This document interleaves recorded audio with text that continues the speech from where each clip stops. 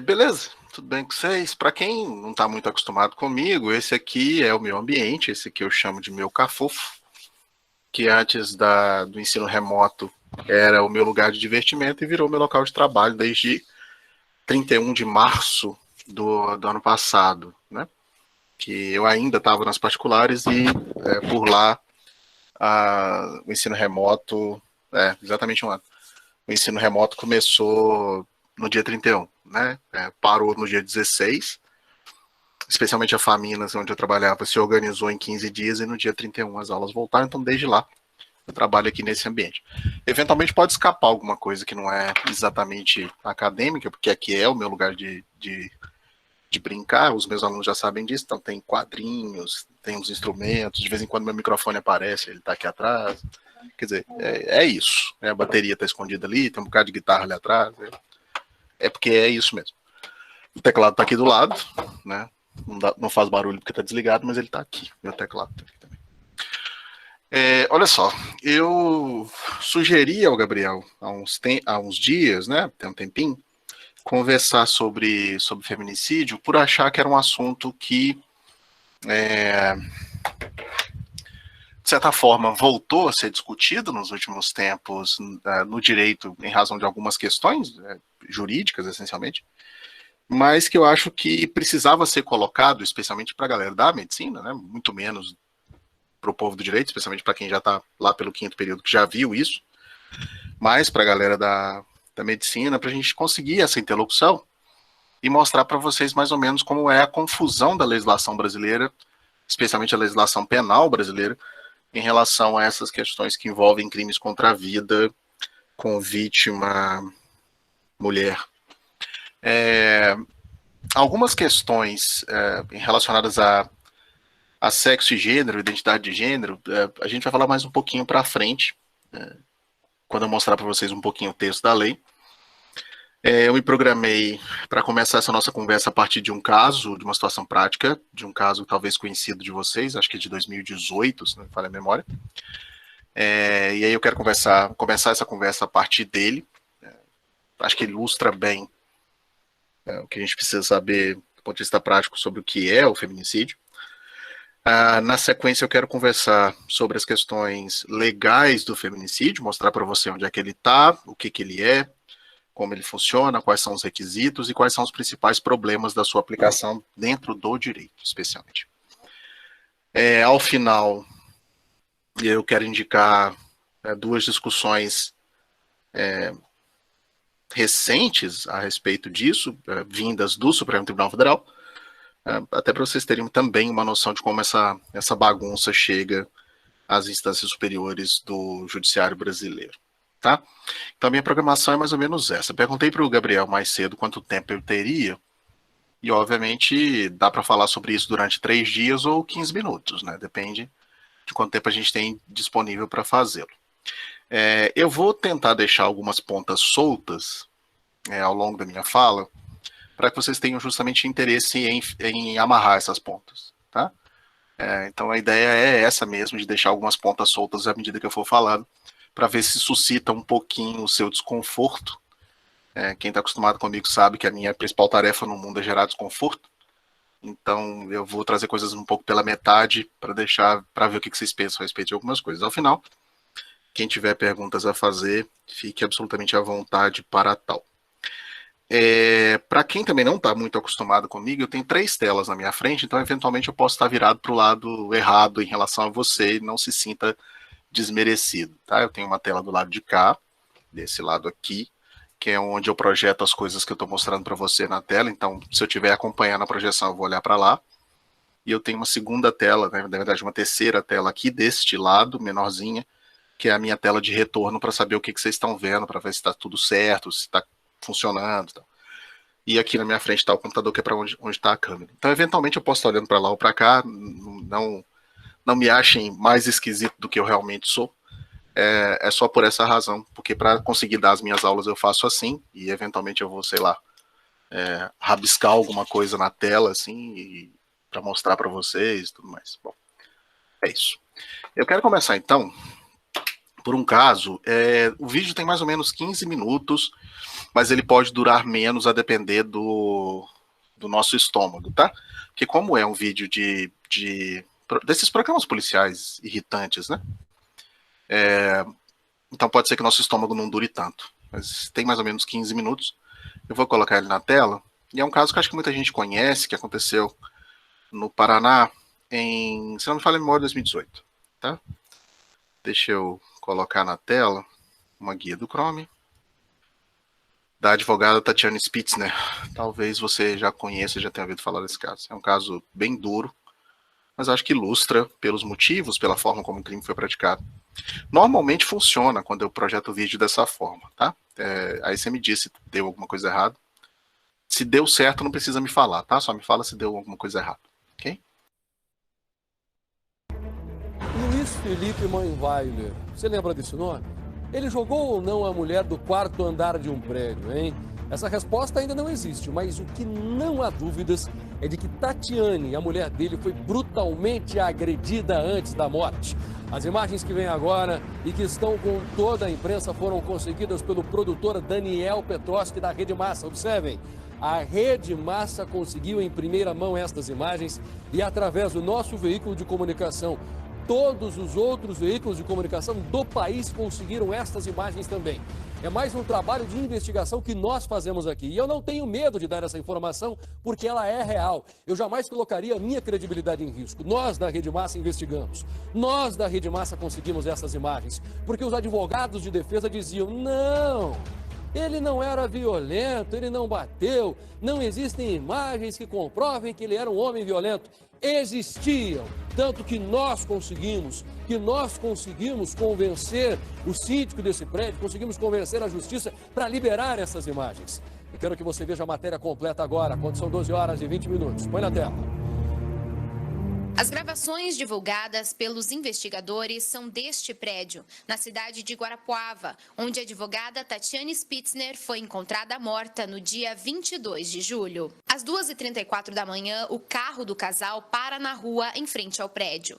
O homem que está no banco do motorista dá 3 socos na vítima. Ela abre a porta e tenta fugir, mas ele a impede, enrolando o cinto de segurança no pescoço de Tatiane. Em seguida, ela é agarrada pelo cabelo quando tenta fugir novamente. Os socos continuam. O agressor segue para dar a volta no prédio e entrar na garagem. Na garagem do edifício, o Luiz Felipe aplica um golpe no pescoço da Tatiane, que acaba por desmaiar a vítima, e ela fica desfalecida no chão por 2 minutos, enquanto ele estaciona o carro. Quando ele retorna aonde ela está caída, ele aborda ela com um chute, enquanto ela ainda está no chão, e arranca ela do chão e depois constrange ela, mediante violência, a acompanhar ele para dentro do elevador e para dentro do apartamento, mesmo ela tentando fugir por 3 vezes. As imagens da garagem já deixam claro que o homem que agride Tatiane é o marido dela, Luiz Felipe Manweiler. Para se defender, ele disse que a mulher caiu do prédio. A polícia fez testes com um boneco com o mesmo peso da vítima para testar a veracidade da história. As câmeras de segurança mostram um homem agressivo que persegue a mulher dentro da garagem pouco antes da morte. A briga continua no elevador.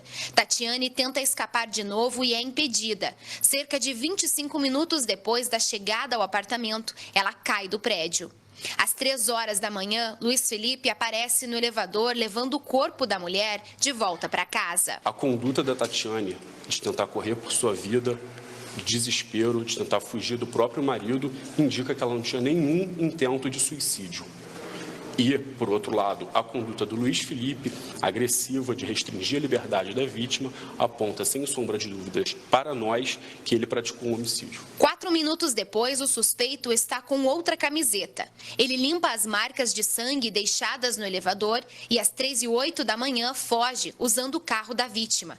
A polícia o prendeu depois de um acidente de trânsito perto da fronteira com o Paraguai. As imagens foram disponibilizadas pelo Ministério Público, que tem até segunda-feira para apresentar a acusação contra Luiz Felipe Manweiler.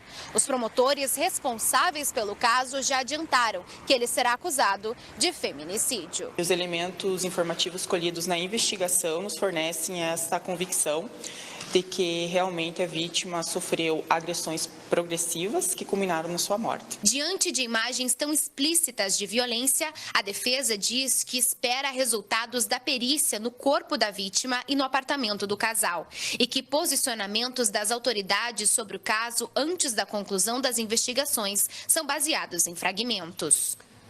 Olha, meus amigos, pela confiança, muito obrigado, porque não é fácil fazer um jornalismo tão combativo quanto esse. Vocês lembram que na semana passada os advogados de defesa falavam muito que o Luiz Felipe, era um cara sempre muito familiar e que, na verdade, ele só fugiu porque estava transtornado. Ele ficou com bastante transtorno quando viu a mulher morta, mas que ele não tinha envolvimento nenhum. A nossa produção e o nosso núcleo de investigação tentou convencer o síndico a fornecer essas imagens, e o síndico sempre disse: olha, eu fiz um acordo com a justiça de que não liberaria. E aí conversamos insistentemente com a justiça, e saibam todos vocês que essas imagens foram fornecidas em primeira mão aqui ao Tribuna da Massa. Quando nós divulgamos essas imagens através do nosso portal de notícias Massa News, quando nós demos essa notícia no SBT Paraná, aí os outros veículos de comunicação conseguiram essas imagens também através do sinal aqui da Rede Massa, e todo mundo hoje está divulgando. Mas muito obrigado aos nossos investigadores, que muitas vezes arriscam a vida, porque era de dar nojo a conversa deste rapaz e dos advogados tentando inocentar esse homem. De inocente ele não tem nada. Transtornado o quê? Ele teve tempo suficiente para limpar o sangue da mulher no elevador. Tempo suficiente para trancar a porta. E quando ele fez isso, quando ele trancou a porta do apartamento, ele estava tentando ganhar tempo, só isso. Tentando ganhar tempo porque ele sabia que ia fugir. E aí vem falar que não tem culpa, me perdoe, Luiz Felipe, mas você é um assassino. Observem o casal chegando e ali como ele abre a porta e empurra essa mulher. Olha como ele empurra a mulher de dentro do carro. Vem me dizer que ele é carinhoso, olha o que ele faz com o cabelo dela, gente. Um brutamonte de um gorila desse, olha o que ele faz. Isso é jeito de se tratar uma mulher? Depois ele entra na garagem e olha o que ele faz. A dúvida de que nós estamos falando deste homem, deste monstro, olha como ele vai tirar a mulher do carro, observe você. Então, senhores advogados, quer dizer que o cliente de vocês não era um homem violento. Isso não é violência, isso é carinho, certo? Quero que ele faça esse carinho com os senhores, viu, advogados? Que ele seja tão carinhoso com os senhores quanto ele foi com ela. Porque de carinhoso não tem nada. Um homem agressivo, petulante.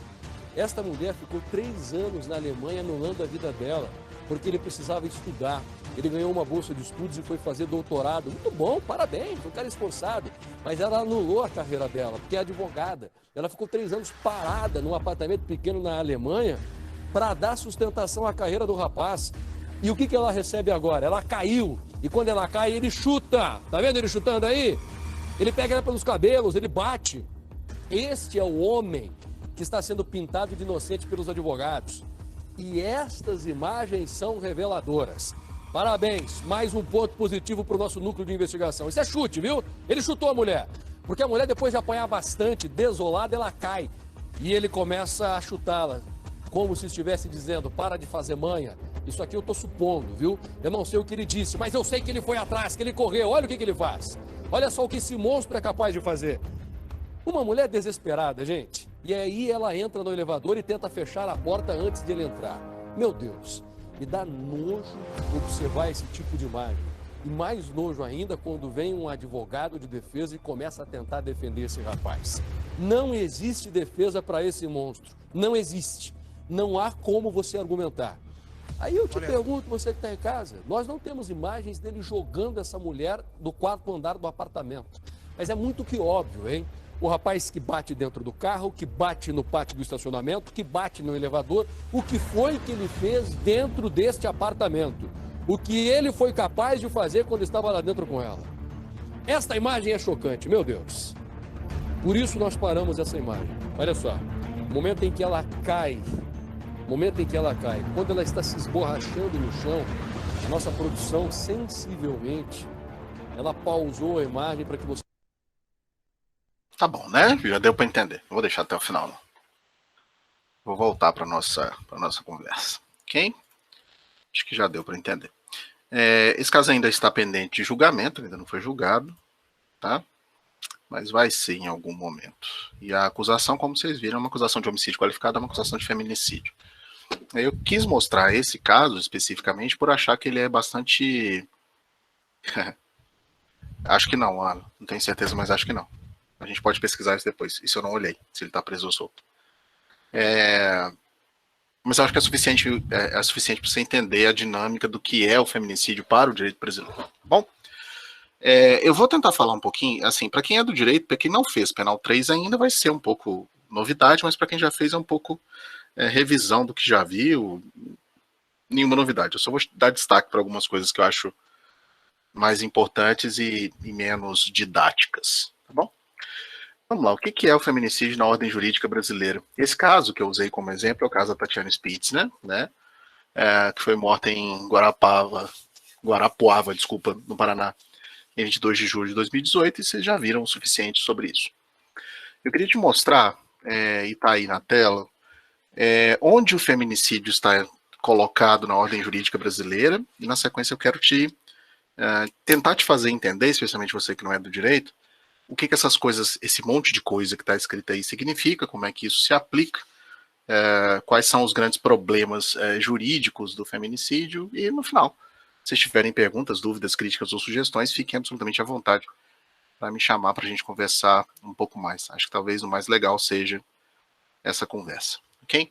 Então, olha só, o feminicídio ele está aqui, o feminicídio ele está aqui como uma das hipóteses de homicídio qualificado. Bom, então o feminicídio, ele é, no direito brasileiro atual, uma das 7, né, a 6ª hipótese, são 7, falta uma que vem aqui para baixo, tem as outras 5 que eu não pus aqui, mas é uma das 7 hipóteses daquilo que em direito a gente vai chamar de homicídio qualificado.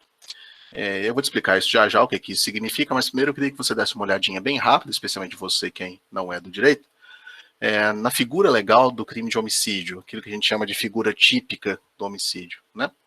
O homicídio está... Só um minutinho. O homicídio está no artigo 121 do Código Penal, acho que todo mundo já ouviu falar isso alguma vez na vida, e o homicídio é composto basicamente por essas duas palavras, né? O verbo, o núcleo do tipo, e o sujeito passivo. Matar alguém. A pena para homicídio está aí, reclusão de 6 a 20 anos. Nada de muito diferente que você não consiga sacar sem muita dificuldade, tá bom? Então, homicídio é basicamente isso aqui, matar alguém. A gente tem a figura simples, que é essa que a gente chama de figura do caput, da cabeça do artigo, a figura básica, originária, a figura mais genérica, né? Mais ampla, portanto.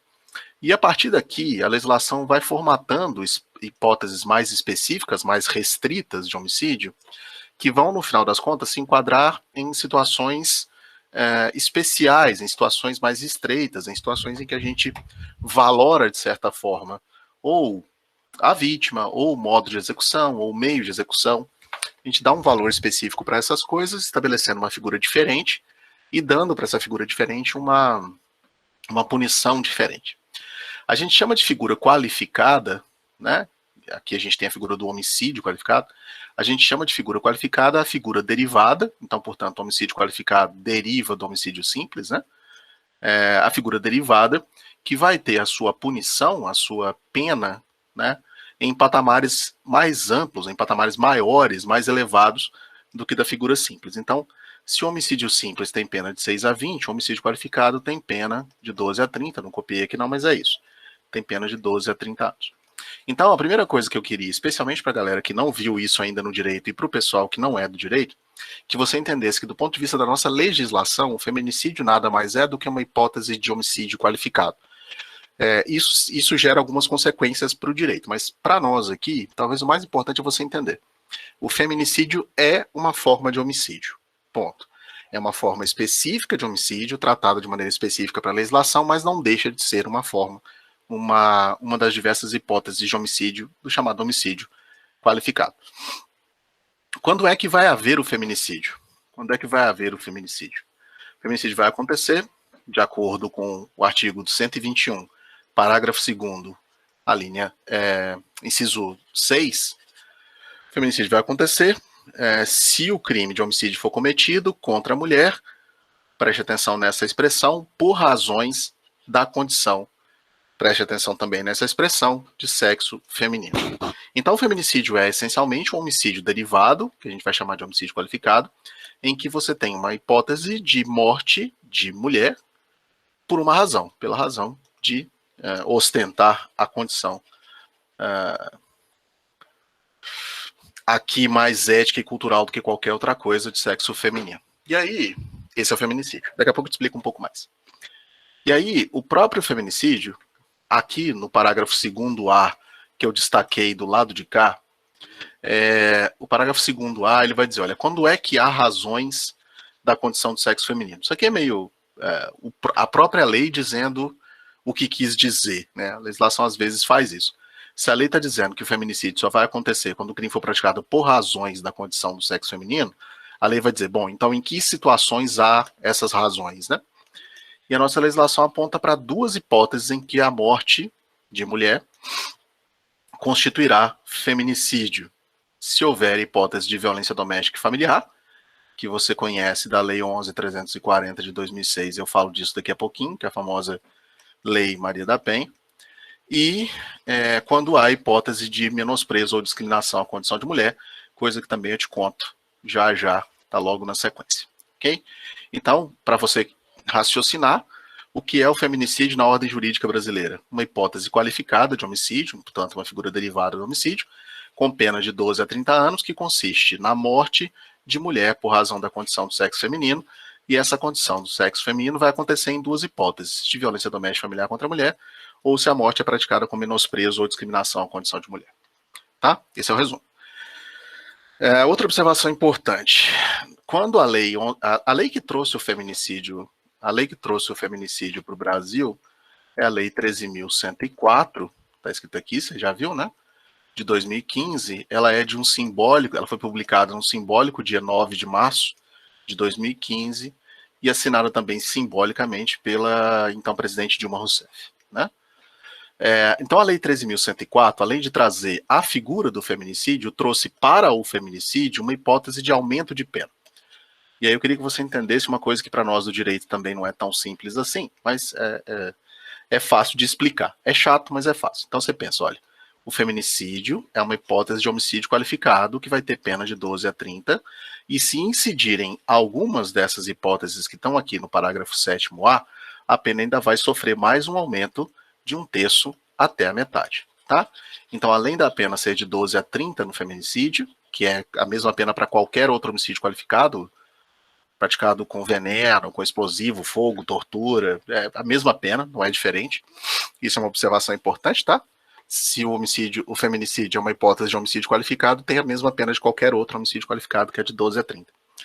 O que a lei trouxe também de específico é a presença de uma causa especial de aumento de pena, uma causa que vai produzir, como o próprio nome está dizendo, um incremento, um acréscimo, né, um aumento na pena, se acontecerem. Quais são essas coisas, né? Se a morte acontecer durante a gestação ou nos 3 primeiros meses posteriores ao parto, critério absolutamente objetivo, né? Isso aqui gera um probleminha com o crime de aborto, que talvez vocês conheçam, que existe lá no Código Penal do artigo 124 até o artigo 127. Mas isso aqui é muito mais uma chatice jurídica, que se você quiser saber depois eu te falo, mas em princípio talvez não seja tão útil. Então a pena vai ser aumentada de 1/3 à metade se o feminicídio e apenas o feminicídio for praticado durante a gestação ou nos 3 meses posteriores ao parto.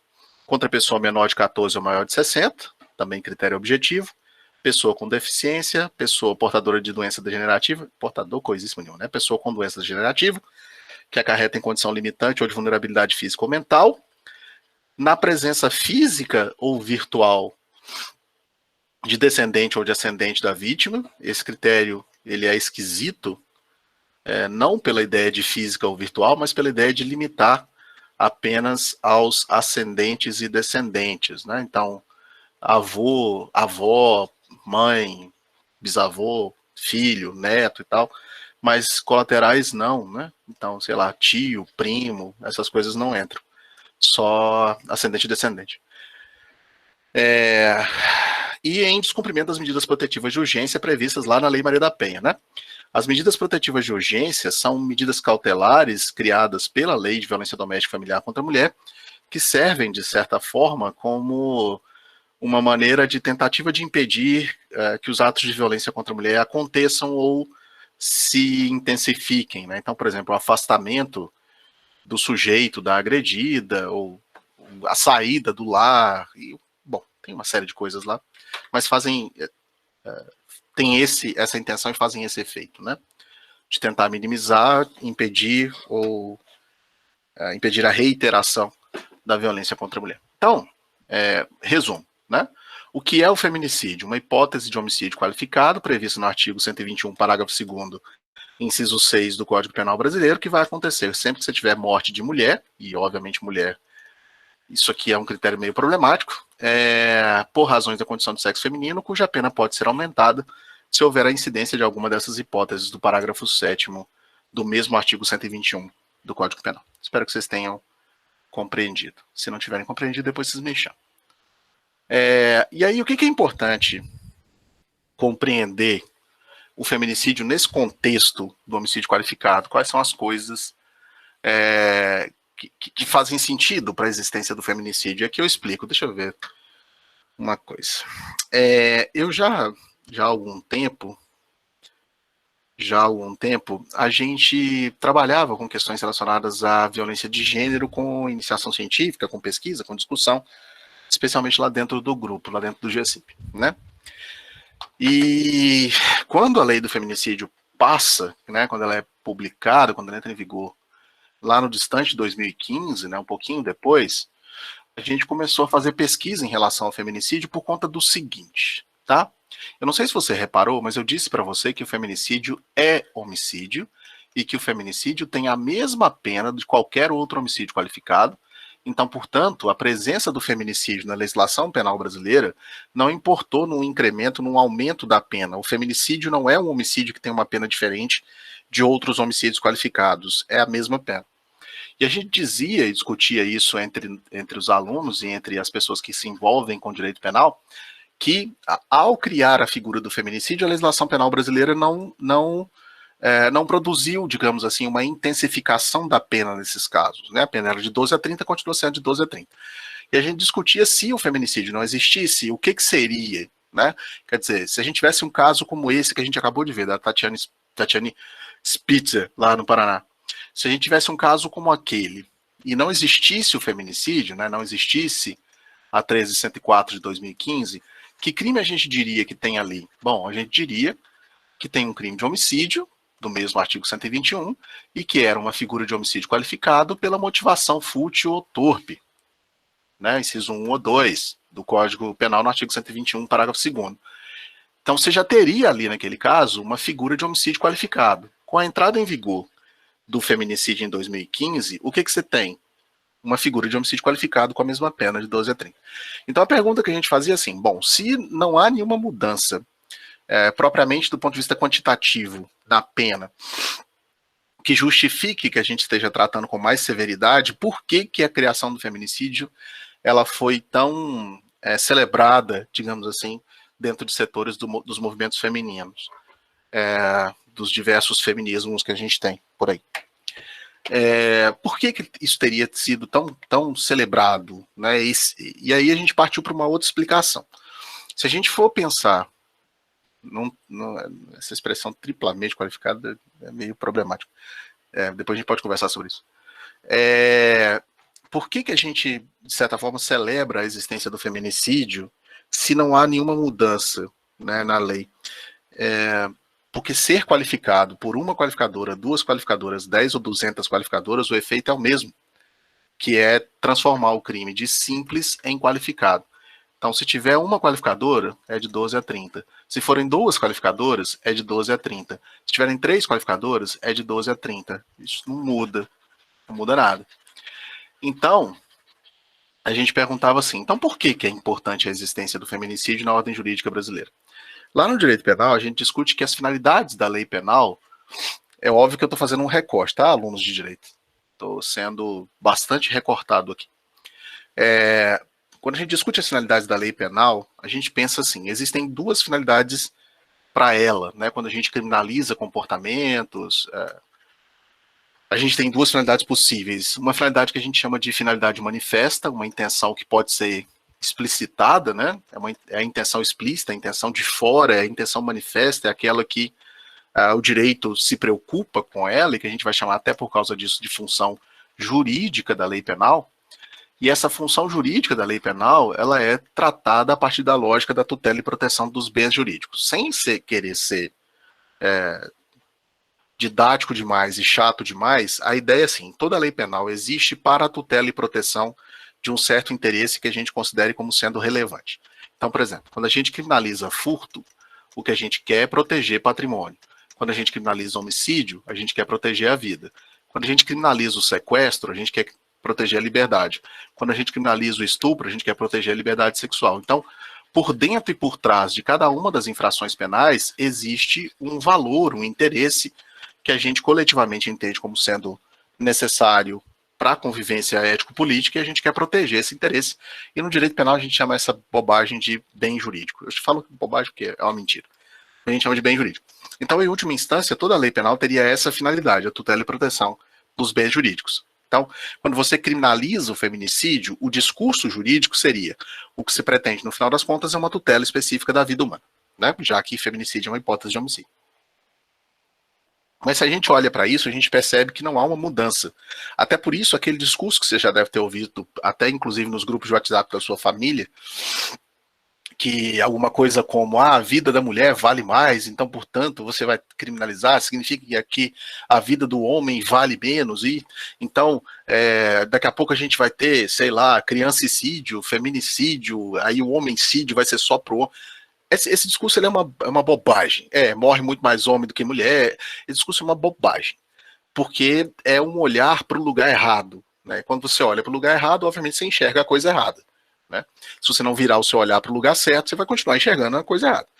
E aí a gente fala que existe uma outra função da lei penal, que seria uma função latente, uma função que fica ali por detrás da função jurídica, que a gente chamaria de uma função política. E essa função política, ela pode, obviamente, dar suporte para aquilo que a gente vai chamar de uma legislação simbólica. E ser simbólico, né, não é algo ruim, até porque o ambiente ético no qual a gente convive, ele é mediado por símbolos o tempo inteiro, né? Quer dizer, a construção das identidades e das interações é, obviamente, mediada por símbolos, mediada por sentidos que a gente atribui às coisas, né? Pense sobre isso em casa, depois de você tomar um café. Então, portanto, a gente constrói uma finalidade que não é exatamente a finalidade jurídica, mas que a gente diz que é uma finalidade política e que é latente, que, portanto, é simbólica. E qual seria essa finalidade? Aquilo que a gente chama de uma legislação confirmatória de valores. Uma legislação confirmatória de valores. Então, o que a gente quer ao criminalizar o feminicídio? Não é proteger a vida, no final das contas, chamar uma discussão. No final das contas, para usar uma expressão de alguns setores do movimento feminino, lançar luzes sobre a existência da violência contra a mulher. Então, por exemplo, o que as pessoas vão dizer a respeito disso? Se você dissesse que matar mulher é homicídio qualificado, você colocaria o matar mulher dentro do pacote dos casos de homicídio qualificado por, sei lá, motivo fútil, motivo torpe. Na medida em que você cria a figura do feminicídio, você desloca o olhar para uma situação específica de violência contra a mulher. E aí, o que era o que ficava na bacia geral dos homicídios qualificados se torna alguma coisa específica e mais fácil de ser vista. E quando ela é mais fácil de ser vista, ela é mais fácil de ser tratada. Quando ela é mais fácil de ser tratada, ela é mais fácil de ser discutida. E, portanto, a gente consegue trazer para a esfera pública uma discussão necessária acerca da existência da violência contra a vida das mulheres, pelo fato de ser mulheres num país que é obviamente machista, estruturalmente machista e por aí fora. Então, o olhar ele não pode ser direcionado para a questão dessa bobagem chamada bem jurídico, muito pelo contrário.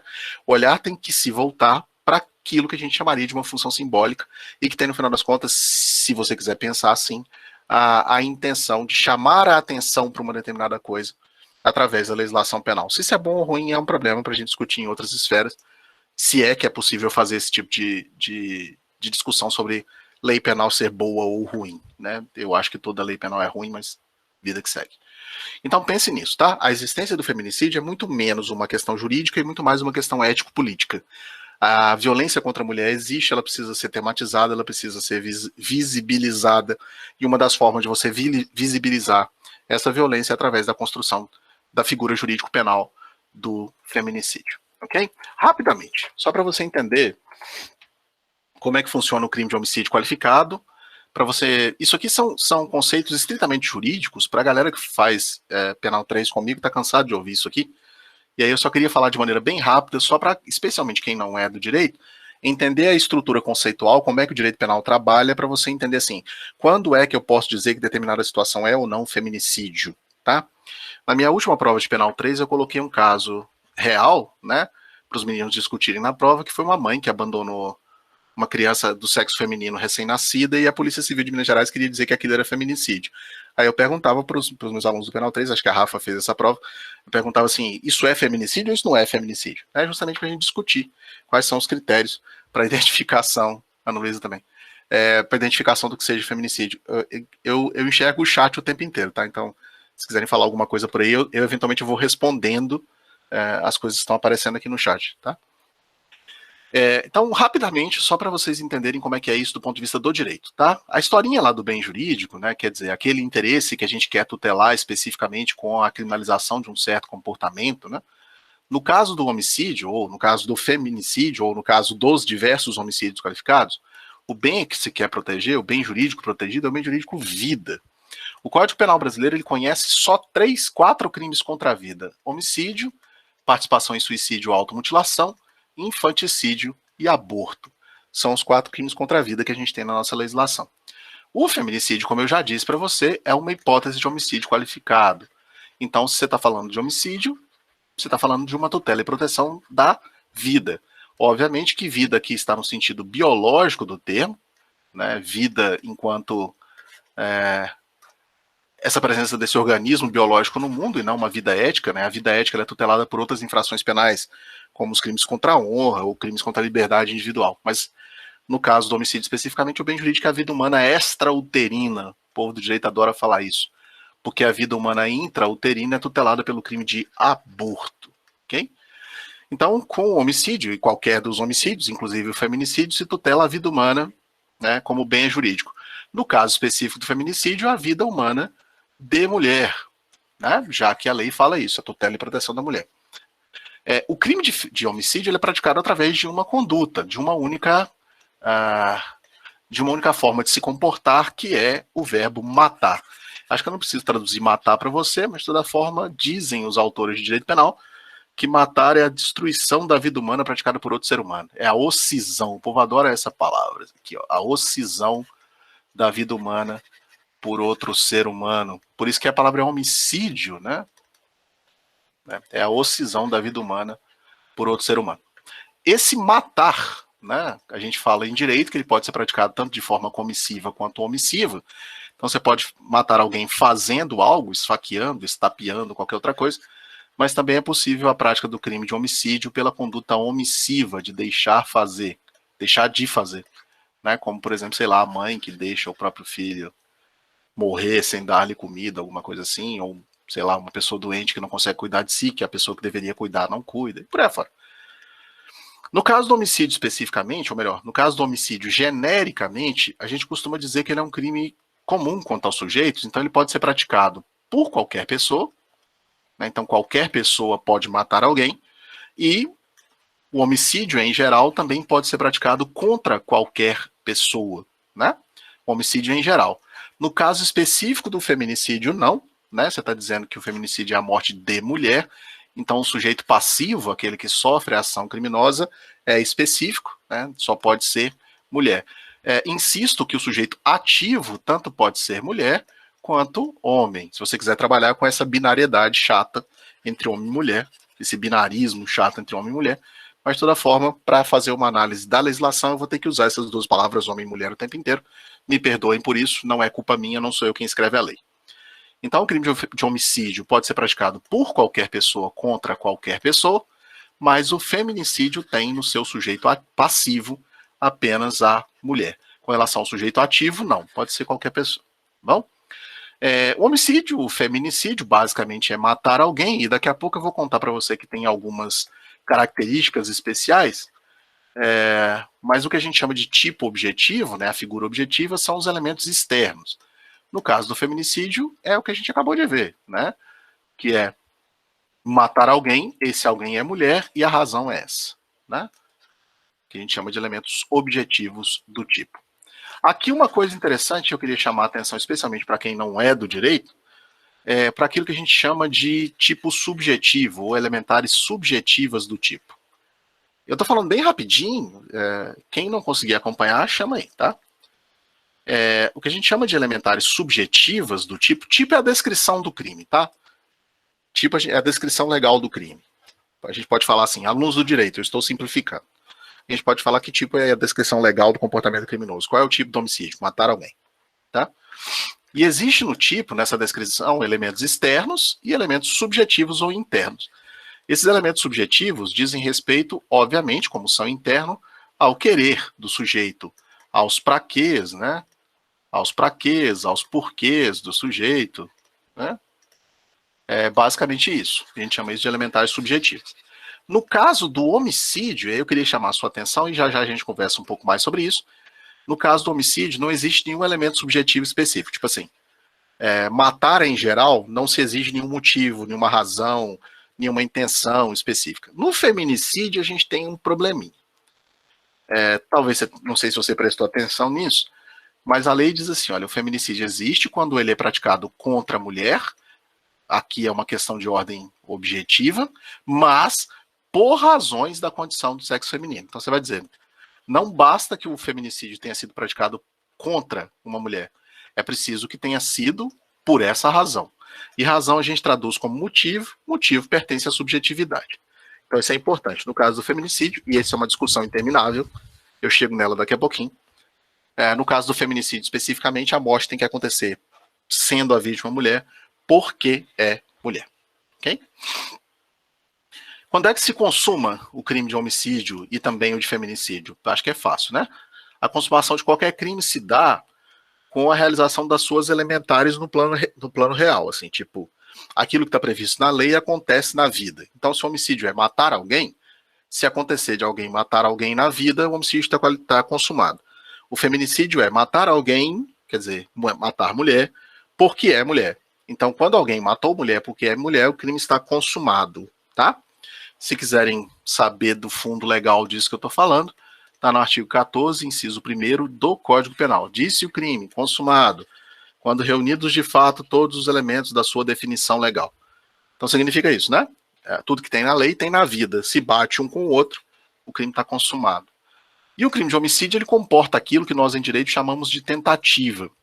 Um crime está tentado, de acordo com o artigo 14, inciso 2º do Código Penal brasileiro, se iniciada a execução, ou seja, se o agente começa a praticar o crime, não acontece o resultado, ou seja, no caso do homicídio, não acontece a morte, não porque ele não quisesse, mas porque circunstâncias externas a ele, qualquer coisa que seja alheia ao querer do próprio agente, impede que esse resultado aconteça. A polícia impede, a arma não funciona, qualquer coisa. A vítima caiu no chão, mas não morreu, foi socorrida, qualquer coisa. Desde que escape ao querer do agente. A gente chama isso de crime tentado. Grosseiramente, eu acho que essas informações servem para você entender, do ponto de vista estritamente jurídico, onde o feminicídio está, o que ele é, quais são as características legais que ele tem. E, obviamente, em direito penal, a gente é meio burraldo, e as coisas só são aquilo que as coisas forem. Então, se falta qualquer uma dessas coisas que eu falei para você, não é feminicídio. Tá? Porque a gente trabalha com a ideia de tipicidade, e a tipicidade importa necessariamente nesse encaixe, nessa subsunção perfeita. Se faltar alguma coisa, não é. Não dá para você ficar esticando para fazer caber. Agora, como eu estava dizendo para você antes, no caso específico do feminicídio, né, ele é o quê? Ele é uma figura derivada, expliquei isso já. Se trata de uma hipótese de homicídio qualificado. Feminicídio nada mais é do que uma hipótese qualificada de homicídio. A gente discute lá no direito, e isso aqui é super importante, até para uma discussão que eu vou trazer para você na sequência, e talvez seja a discussão mais irritante acerca do feminicídio, é que as qualificadoras, né, quer dizer, as figuras qualificadas, elas têm dois tipos de natureza. Né? As qualificadoras, ou elas são objetivas, ou elas são subjetivas.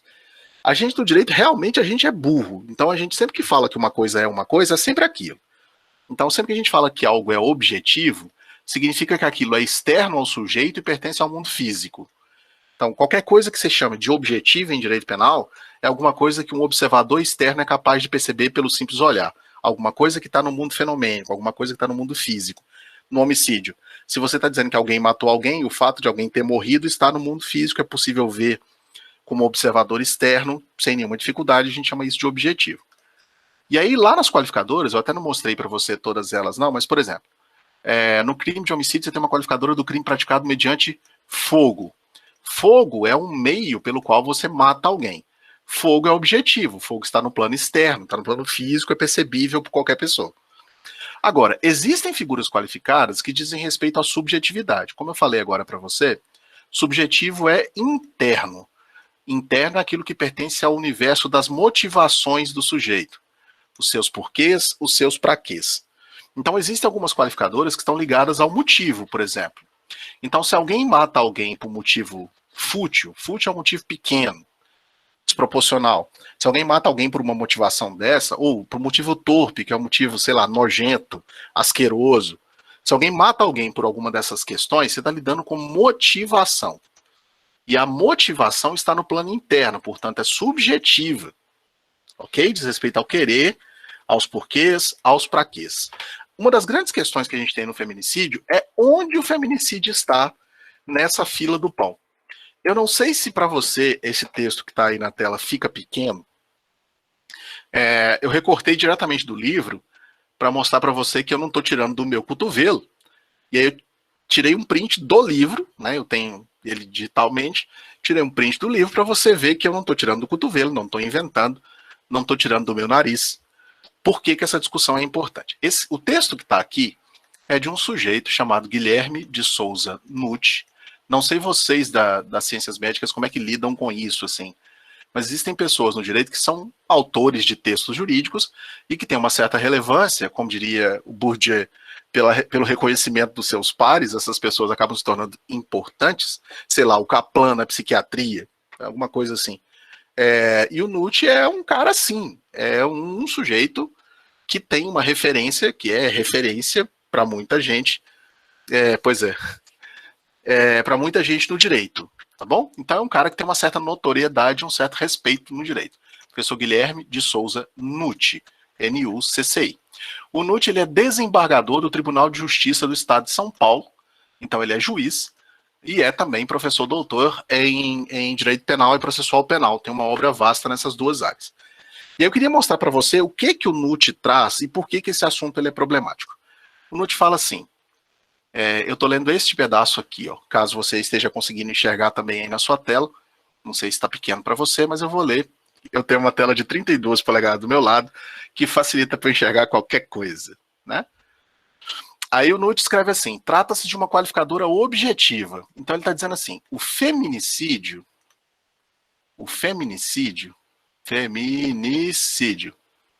é uma qualificadora de natureza objetiva, tá? Então está no mundo externo e não está ligado ao querer do sujeito. E ele fala, é uma qualificadora objetiva, pois se liga ao gênero da vítima ser mulher, tá? E aí ele desce mais e fala assim, não aquecemos a ideia de ser uma qualificadora subjetiva, como motivo fútil ou torpe, somente porque se inseriu a expressão por razões de condição de sexo feminino. Eu não sei você, mas sempre que alguém me fala que fez alguma coisa por determinada razão, eu só consigo entender que razão seja motivo. Quer dizer, por que você fez isso? Fiz por esta razão. Eu não consigo entender isso de outra forma que não seja subjetivamente, tá? Mas de toda forma. Então ele fala, olha, por razões da condição de sexo feminino. Aí ele fala, não é essa a motivação do homicídio, preste atenção. O agente não mata a mulher somente porque ela é mulher, mas o faz. Aí tome o seu chá de boldo, o seu bicarbonato de sódio e se prepare. Né? O agente não mata. Esse livro aqui é uma edição de 2020, tá bom? Não é um livro velho. O agente não mata a mulher somente porque ela é mulher, mas o faz por ódio, por raiva, por ciúme, por disputa familiar, por prazer, por sadismo, enfim, motivos variados que podem ser torpes ou fúteis. Podem, preste atenção, podem inclusive ser moralmente relevantes. Eu vou repetir para você não achar que escutou errado, tá bom? Ó, ele diz: o agente não mata a mulher somente porque é mulher, mas o faz por ódio, raiva, ciúme, disputa familiar, prazer, sadismo, enfim, motivos variados, que podem ser torpes ou fúteis. E aí ele fala a cereja do bolo. Podem, inclusive, ser moralmente relevantes. Moralmente relevantes. Não se descarta, por óbvio, a possibilidade de um homem matar a mulher por questões de misoginia ou violência doméstica. Ou mesmo assim, a violência doméstica, ou melhor, mesmo assim, a violência doméstica e a misoginia proporcionam aos homens o prazer de espancar e matar a mulher, porque essa é fisicamente mais fraca. É o que se chama de violência de gênero, o que nos parece objetivo e não subjetivo. Basta verificar processo por processo de agressão à mulher. O marido matou a esposa porque se casou com uma mulher? Não, ele se sente encorajado a matá-la porque se sente superior e ela o traiu com outra pessoa.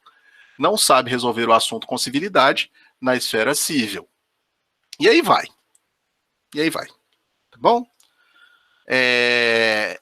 E não é só ele. Eu estou trazendo ele porque é um dos principais e isso tá, inclusive, na jurisprudência do nosso Superior Tribunal de Justiça, o famoso STJ, acata a tese do professor Guilherme de Souza Nutti e compreende a qualificadora do feminicídio como sendo uma qualificadora de natureza objetiva. Qual é o problema disso? Tá? Qual é o problema disso? O problema disso está no seguinte ponto. Os meninos do direito que fizeram já penal 3 comigo já me viram discutir isso, tá bom? O problema está no seguinte ponto. Existe no nosso Código Penal, e aí prepara mais uma vez o seu chá de boldo, o seu bicarbonato de sódio, a sua magnésia bisurada, porque vai dar, tá? Vai dar ânsia. Existe na nossa legislação penal em vigor hoje a possibilidade de redução da pena pelo crime de homicídio, lá no parágrafo 1º do artigo 121. É uma hipótese de diminuição da pena, tá? Eu nunca lembro exatamente de quanto que diminui, mas acho que é de 1/6 a 1/3. Deixa eu pegar aqui. Deixa eu abrir o Código Penal. Eu tinha deixado ele aberto, mas por alguma razão de burrice crônica, eu fechei. Mas aqui, ó, o artigo 121 do Código fala assim: caso de diminuição de pena, se o agente comete o crime, impelido por motivo, motor o que move, razão, por quê?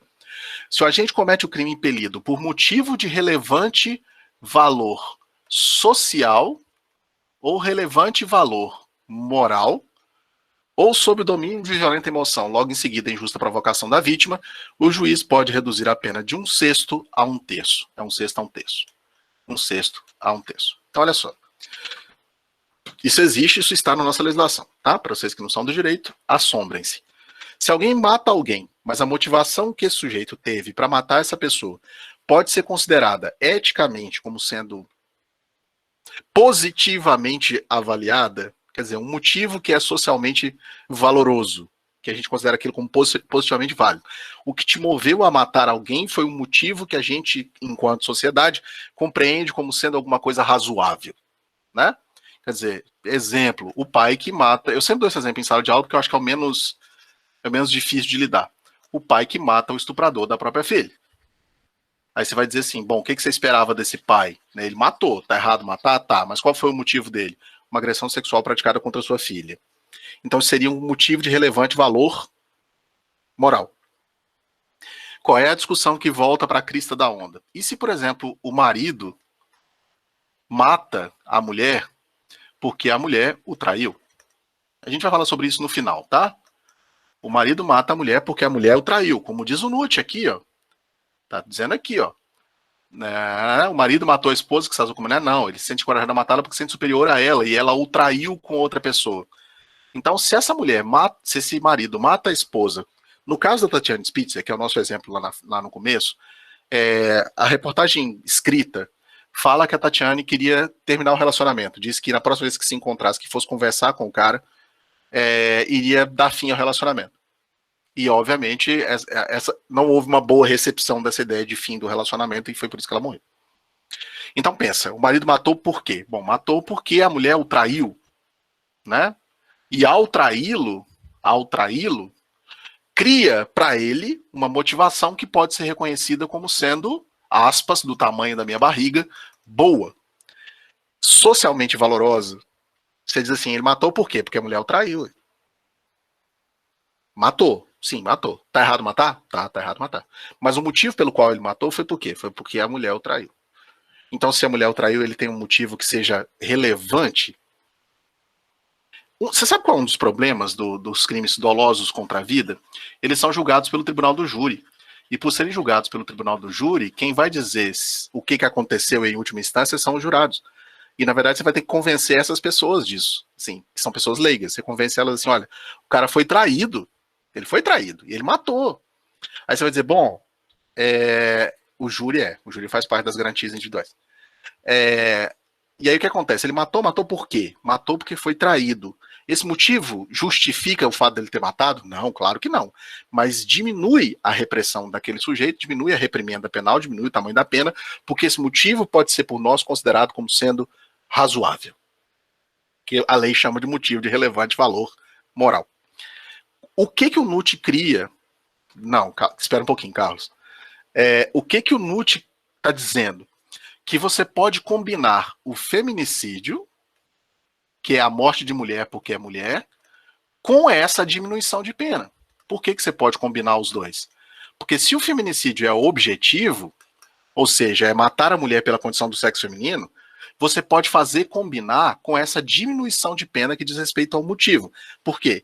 Porque, de acordo com o nosso direito penal, o objetivo pode estar combinado com o subjetivo. Por exemplo, se você matou alguém com fogo, matar com fogo é objetivo. Mas matou esse alguém que estuprou a sua filha, esse é o seu motivo. O motivo é subjetivo. Então você tem um motivo que diminui a pena, que é o fato de ter matado o estuprador da sua filha, e você tem uma qualificadora que aumenta a pena, que é, por exemplo, o fogo, e essas duas coisas podem coexistir. Então você vai ter uma pena que é de 12 a 30, que é qualificado, mas vai sofrer a incidência dessa diminuição de 1/6 a 1/3, porque o motivo é bom. Bom, com aspas. Então o que o NUT está dizendo para você? Que no caso do feminicídio, porque é objetivo, essas duas coisas podem coexistir. Você pode ter um caso, então, portanto, de feminicídio, em que, por exemplo, o marido mata a esposa, né? Nessas circunstâncias, como, por exemplo, a Tatiana Spitzer, e o cara pode alegar assim, bom, mas eu matei porque ela traiu, e isso era um valor para mim, ou eu matei porque ela, sei lá, falou que ia tirar os meus filhos de mim.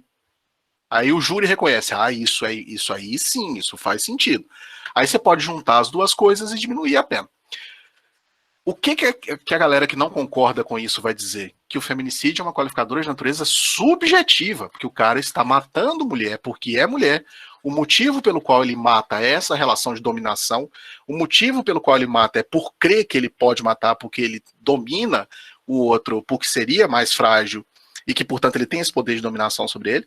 Então, o que o leva a fazer isso é uma circunstância de crer que há ali uma relação de dominação, de que ele é dono, de que ele manda, e o cara é 4. Então, a boa parte da galera vai dizer, não pode ser subjetivo. Se você juntar os dois, você cria uma excrescência. Qual excrescência? A lei foi criada para tutelar a mulher numa situação de violência, de dominação simbólica, e você cria uma hipótese em que essa dominação fica meio mitigada por conta de entender que não é relacionada ao motivo. Tá? Então essa é uma das grandes tretas do feminicídio no direito brasileiro. Se você tiver entendido, ok. Se não tiver entendido, depois você me pergunta que eu te respondo. Ok? Algumas observações e eu vou começar a me encaminhar para o final. Tá? Até porque já está dando 50 minutos que eu estou falando. Essa aula demora umas 3 aulas para falar disso. Tá? Aí o que acontece? No Brasil, a gente adota o conceito de feminicídio e não de femicídio.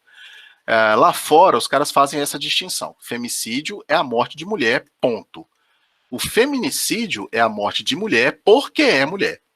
Então, o que leva o sujeito à prática da morte dessa pessoa é essa relação de dominação de gênero. Tá bom? Então, no Brasil, a gente adotou o conceito de feminicídio. Outra coisa importante é que a nossa legislação, ao definir o feminicídio, não sei se você reparou, fala que é praticado contra a mulher pelas razões da condição de sexo feminino. Aí eu queria te mostrar uma treta. É que eu já não te mostrei tretas suficientes, né? Quando a Lei 13.105 passou no Congresso, o projeto original, né, o projeto de lei 8305 de 2014, o texto original falava isso que está aí na sua cara, ó. Homicídio qualificado, feminicídio contra a mulher por razões de gênero. Percebeu a diferença, criança? Por razões de gênero. Gênero. Ok? O que aconteceu? O que aconteceu no Congresso Nacional? Emenda de plenário. A substituição de gênero por sexo, que foi o que você viu lá na definição que está na lei efetivamente, por razões de sexo feminino.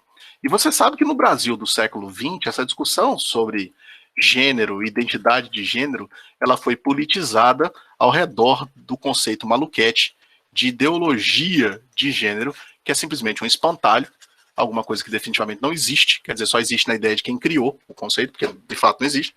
E aí o nosso legislador substituiu sexo por gênero. Ou melhor, gênero por sexo. E aí o que acontece como consequência? Muitos dos meus colegas penalistas discutem: é possível aplicar a lei nas situações de feminicídio quando você tem pessoa trans? Se você tiver mulher trans, você está diante de uma possibilidade de feminicídio ou não? Ah, pois é.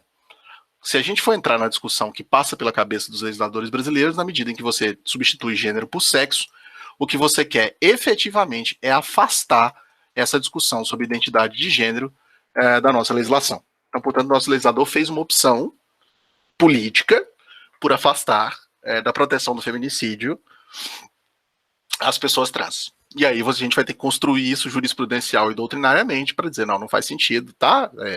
Mas se você pensar no texto de lei, houve essa transformação. O que estava no texto original era gênero, o que ficou na lei depois de aprovada no Congresso foi sexo, tá? Quais são as hipóteses de incidência do feminicídio? Eu falei para você mais cedo. O feminicídio ele vai acontecer nessas duas hipóteses aqui. Se houver violência doméstica familiar contra a mulher, ou se houver menosprezo ou discriminação à condição de mulher. As situações de violência doméstica familiar contra a mulher, elas estão previstas na famosa Lei Maria da Penha, a Lei 11.340 de 2006, que é a Lei Maria da Penha. E aí, a Lei Maria da Penha define o que é violência doméstica, né, pra gente. A Lei Maria da Penha vai dizer para nós que a violência doméstica, a ideia de violência doméstica está nessas três hipóteses do artigo 5º, né, ó, no âmbito da unidade doméstica, ou seja, em casa. Então aqui é uma questão espacial. No âmbito da família, então aqui é uma questão afetiva. E em qualquer relação íntima de afeto. Aqui, na verdade, é ou uma coisa, ou outra. Então você pensa, para que haja violência doméstica contra a mulher, precisa ser necessariamente uma relação marido e mulher? Não, precisa não. Podem ser outras relações de afeto, podem ser relações outras familiares, né? Então não precisa necessariamente ser marido e mulher, né? E aí o artigo 7º, que eu também não vou ficar falando muito dele, depois você lê o artigo 7º da lei 11.340, desculpa, de 2006, de onde veio 11.130 agora? Quais são as formas de violência que a Lei Maria da Penha trabalha? Violência física, violência psicológica, violência sexual, violência patrimonial, violência moral. São as formas de violência que estão lá no artigo 7º da Lei Maria da Penha. Então, o que acontece, pequenos? Vai haver feminicídio se a morte de mulher acontecer nessa circunstância, de violência doméstica familiar contra a mulher. Eu queria só chamar a sua atenção para uma incongruência legislativa que a Lei Maria da Penha usa gênero. A nossa lei de feminicídio usa sexo. Isso é um problema, porque o feminicídio aponta para a lei de violência doméstica familiar que usa um conceito diferente. Então você tem aí esta treta. Também vai haver feminicídio se a morte de mulher acontecer por menosprezo, ou seja, porque o agente desdenha da condição de mulher, ou por ato de discriminação, atitude preconceituosa em relação à condição de mulher. Para minha cabeça, isso vai ser sempre subjetivo, que isso tem a ver com a vontade do sujeito, as relações de motivação desse sujeito. Para a gente encaminhar para os finalmente, E aí falar de coisas mais relativamente recentes, e aí aqui é uma propaganda que não é uma propaganda porque não tem vaga. Amanhã de manhã a gente vai receber para uma conversa a Branca Viana, que é a fundadora da Rádio Novelo e a apresentadora do Praia dos Ossos. Tá vendo, Carlos? Por que não era para você falar aquela hora? A gente vai conversar com ela amanhã de manhã, às 11 horas da manhã, sobre o podcast Praia dos Ossos, que se você não conhece, conheça. Tem todos os integradores de podcast aí, Deezer, Spotify, Cashbox, o que você usar, direto no navegador, tem lá no site da Praia dos Ossos. Você vai encontrar, escute, são 8 episódios, né, não mata ninguém, dá para ouvir em velocidade 1,5 sem perder a qualidade. A gente vai conversar com a Branca amanhã, só com ela, né, a Praia dos Ossos é mais ou menos Branca e Flora Devô, né, mas quem vai conversar conosco amanhã é a Branca. E esse caso, né, o caso do Praia dos Ossos é da morte da Ângela Diniz, não mais do que eu, viu, Ana? Eu conversei com a Branca hoje de tarde para confirmar umas coisas, a gente foi trocando ideia, foi super legal. A Ângela Diniz foi morta pelo esse moço aqui, moço porra nenhuma, que ele tinha 46 anos na época, né? Não é nenhuma criança. Pelo senhor Raul Fernando do Amaral Street, famoso Doca Street. E a Ângela Diniz, Ângela Maria Diniz, de Minas Gerais, morreu aos 32 anos, com 4 tiros dados na Praia dos Ossos, em Búzios, que na época pertencia ao município de Cabo Frio, por esse moço aqui, por esse cara aqui, o Doca. Doca é de Fernando, né? Ele chama Raul Fernando, Fernandoca, né? É Raul Fernando Doca Street. E esse caso é um dos casos de feminicídio clássicos, assim. Não existia feminicídio na época, então chamar de feminicídio é um pouco anacrônico. Mas é um caso de morte de mulher pela condição feminina, lá em 1976. Isso gerou uma série de movimentos importantes, como Quem Ama Não Mata, a partir do final dos anos 70 e início dos anos 80. Doca foi praticamente absolvido no primeiro julgamento em 1979. O advogado dele era o Evandro Lins e Silva, que é um dos principais penalistas, ex-ministro do STF, um dos principais penalistas que esse Brasil já conheceu. Tem que ser, viu, cara? Concordo com você. Tem que escutar tomando um antiácido. É difícil de engolir. E a morte, né, ele foi praticamente absolvido em 79, foi condenado a 18 meses de cadeia, porque houve a alegação de legítima defesa e excesso em legítima defesa. Isso aqui é técnico até o último fio de cabelo. Então tem que tomar muito cuidado para você não ouvir uma coisa e interpretar outra, tá? É porque ele disse na época, né, que a Ângela disse para ele que não queria mais ele, que só o quereria se ele aceitasse que ele a dividisse com outros homens e com outras mulheres, né? E que ele, nesse momento, perdeu o controle e ela jogou nele uma bolsa, uma coisa assim. E aí, por conta dessa provocação, ele perdeu o controle e atirou 4 vezes. 4 vezes contra a Ângela, matando-a imediatamente ali. Então, há aí, na cara, há aí, nesse caso, basicamente isso, né? Ele disse que foi essa reação excessiva, e aí o que o Evandro propôs foi um negócio que a gente chama em direito penal de excesso em legítima defesa. Ele se excedeu na legítima defesa, e o júri acatou a tese e o condenou a 18 meses de pena pelo crime de homicídio. Tá? Depois ele foi levado a julgamento de novo e foi condenado a 15 anos que ele cumpriu. Doca morreu ano passado, em 2020, aos 86 anos, de infarto. Tem um livro chamado Meia Culpa, se por acaso você quiser ler, o livro se chama Meia Culpa, que é um livro do Doca, do Raul Fernando Doca Street. Ok? Eu não vou convidar vocês para assistirem a nosso evento amanhã, a não ser aqueles que se inscreveram, porque nós tínhamos 100 vagas e essas vagas foram preenchidas em alguns minutos, em alguns instantes. Então não é um convite, infelizmente, porque a gente não tem vaga, tá? A não ser que algumas das pessoas desistam, né? Porque como hoje a gente só tem 100 vagas no Meet, a gente não pode fazer muita coisa, tá? Então não é um convite, porque eu não tenho vaga, infelizmente, viu, Carlos?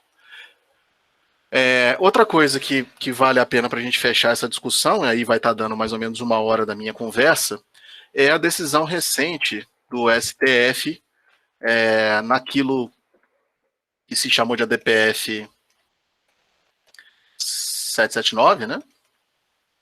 Que é uma ação de descumprimento de preceito fundamental, uma ação constitucional, número 779, que obviamente tramita no Supremo Tribunal Federal, em que se pediu que o STF deixasse de julgar, sim, constitucional, a tese, né, defensiva de legítima defesa da honra.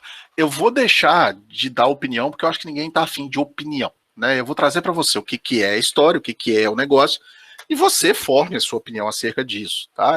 O que eu vou te dizer é o que é do ponto de vista jurídico, e você se vira, assim, só tem adulto aqui, você se vira, tá? Do ponto de vista jurídico, o que aconteceu? De onde que vem essa discussão? A discussão vem de um caso de Nova Era. Nova Era, cidade aqui próxima, Monlevade, né, na 381 e tudo mais, vem de Nova Era. O que aconteceu? O caso é esse aqui, e a discussão toda vem dessa época aqui, ó, de setembro do ano passado. O que aconteceu? Um sujeito matou a mulher, né? Tá aqui, ó, a discussão, tá? Fulano de tal foi acusado de tentar matar a esposa quando ela saía do culto religioso com golpes de faca por imaginar ter sido traído. Aí o que aconteceu? Ele foi absolvido lá no júri em Nova Era, tá? Diz que a tese defensiva é a tese de legítima defesa da honra. Eu tenho minhas dúvidas, tá? Mas de toda forma diz que a tese defensiva é a tese de legítima defesa da honra. E aí o que acontece? Os jurados absolveram. Isso foi parar no STF, porque é o seguinte, eu não sei se você sabe, mas como é que funciona o júri? Isso aqui é a treta. A treta não é a tese, a treta é o júri, tá? Eu queria que você entendesse, especialmente você que não é do direito, como que funciona o júri no Brasil. Se você passou a sua infância e adolescência assistindo filme de júri americano, esquece, tá? O júri americano não tem nadinha a ver com o júri brasileiro, esquece. Se assistiu Advogado do Diabo, esquece. Não é do mesmo jeito. Se assistiu O Júri, esquece. Se assistiu As Duas Faces do Crime, esquece. O júri brasileiro é outra coisa. O júri brasileiro é formado por 7 jurados leigos, escolhidos entre 15 que são sorteados para a sessão. Tá bom? São 7 jurados. Também, pode esquecer. É basicamente isso, viu, Sofia? Mesa de plástico, cadeira bamba e um cafezinho, né? É basicamente isso. Esses 7 jurados, que são juízes que a gente vai chamar de leigos, eles formam o que a nossa legislação processual penal chama de conselho de sentença. Eu escrevo CS e toda vez eu tenho que falar que não é Counter-Strike. Não é Counter-Strike, é conselho de sentença. O conselho de sentença, então, portanto, são esses 7 juízes. Eu ia falar um palavrão, mas como tá gravando, eu não vou falar, não. Eu não falo palavrão quando tá gravando, não é não, Júnior? Aí o que acontece? Esses 7 jurados formam o que a gente chama de conselho de sentença, e eles é que vão decidir sobre aquilo que a gente chama de materialidade, que é a existência material do crime, e a sua autoria, ou seja, autoria, em termos genéricos, aquele que praticou o crime. Então, o que o jurado vai dizer? Matou? Foi esse sujeito? O jurado vai dizer isso. Diferentemente do que você vê nos filmes de júri americano, no direito processual penal brasileiro, os jurados não discutem a prova. Os jurados brasileiros não discutem nada. Eles não podem nem conversar um com o outro. Se os jurados conversarem um com o outro, isso anula o júri. Os jurados não podem conversar um com o outro, não discutem a prova. Não há uma argumentação entre eles sobre aquilo que está acontecendo. Igual você já viu, por exemplo, sei lá, em 12 Homens e uma Sentença. Não é isso. No Brasil, os jurados não conversam entre si, não discutem a prova. Se conversar um com o outro, inclusive, eles podem nulificar o júri. Tá? No Brasil, vale para o Tribunal do Júri aquilo que a gente chama de íntima convicção. O jurado decide por quê? Por aquilo que ele quiser, e ele não externa isso. Então, se o jurado decidiu que o cara é culpado ou não, porque ele está com pressa, porque ele não gosta do cara, porque ele, sei lá, não gosta de estar ali, porque ele está puto, sei lá o que for, ele não externa as razões. Então, porque ele achou o cara bonitinho, pode ser, você assistiu Porta dos Fundos, né? Quer dizer, pode ser qualquer coisa. A motivação pela qual o jurado vota alguma coisa no conselho de sentença, absolve ou não, ele não externa essa razão. Esse motivo não aparece. Tá combinado? Então, por isso que eu falei. A razão pela qual um jurado absolve um réu, você jamais vai saber. A não ser que você pergunte para ele, ele seja honesto bastante para te dizer que foi aquilo. Tá bom? Porque ele não fala, isso não aparece nos autos. Como é que funciona no Brasil? No Brasil funciona assim. São 3 quesitos básicos, tá? O quesito de materialidade, o segundo quesito é o quesito de autoria, e o terceiro quesito é o famoso quesito genérico de absolvição. A dinâmica do júri no Brasil é assim: você tem 2 papeizinhos, 2 fichinhas, uma escrita sim, outra escrita não. Aí o juiz formula o primeiro requisito.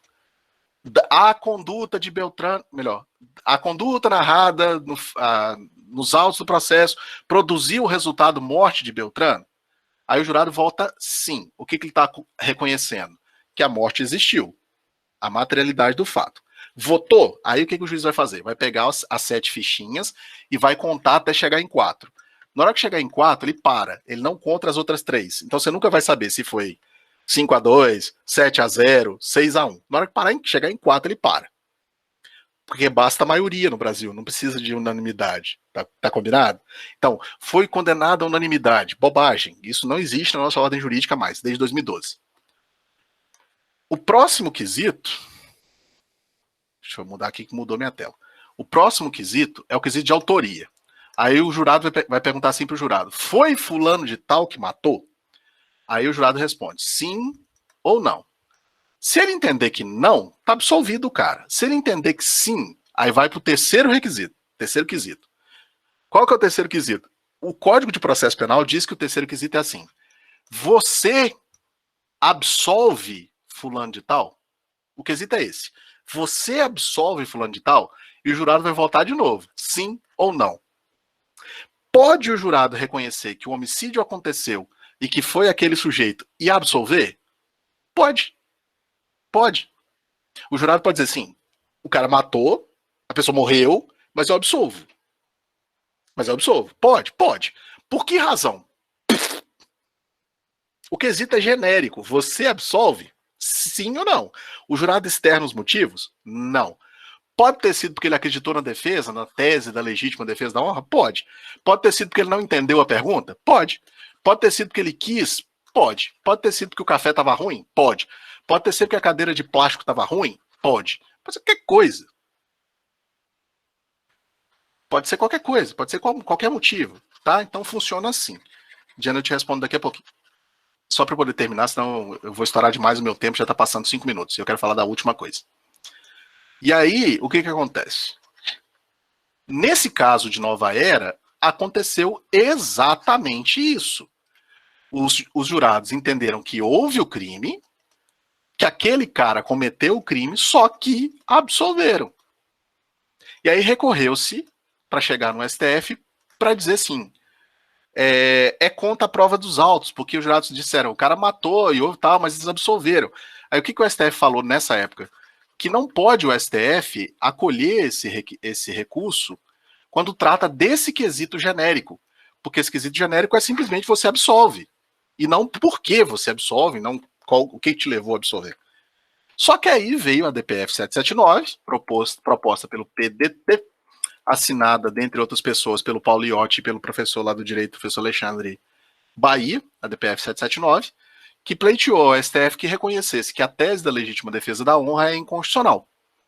Porque, obviamente, estabelece uma violação à dignidade da pessoa humana, a proteção à vida, a igualdade de gênero e tal. Porque, normalmente, isso é utilizado em situações como essa de feminicídio, né? Matei porque fui traído, né? E que essa tese não poderia ser usada. O STF decidiu pela procedência do pedido, tanto liminarmente quanto depois no mérito, recentissimamente, agora dia 15, e disse, estendeu os efeitos para dizer que ninguém pode usar essa tese, nem acusação, nem defesa, nem ninguém. Qual é o problema disso aqui? Beleza, tudo bem, assim, é legal? Mas qual é o problema disso aqui? Lembra que eu te falei que o jurado decide por aquilo que ele quiser? Então, você não tirou do jurado a possibilidade dele decidir, inclusive por esse motivo. É impossível tirar isso do jurado. A única coisa que você consegue fazer é tirar do espaço do plenário. Tipo assim, o advogado não pode, do mesmo jeito que ele não pode usar a sentença de pronúncia, quem já fez processo penal entendeu, ele não poderia usar esse argumento. Olha, houve aqui legítima defesa da honra. Mas ele poderia dizer outras coisas que encaminhassem para o mesmo caminho. E eu estava conversando, vendo outro dia uma galera conversando sobre isso, falando assim, olha, você pode mesmo tirar da defesa uma prerrogativa de alegar alguma coisa? Esse é um problema. E eu estava conversando isso hoje aqui em casa. O problema será efetivamente a defesa ou quem ouve a defesa? Porque quem decide se teve ou se não teve aquilo é o jurado.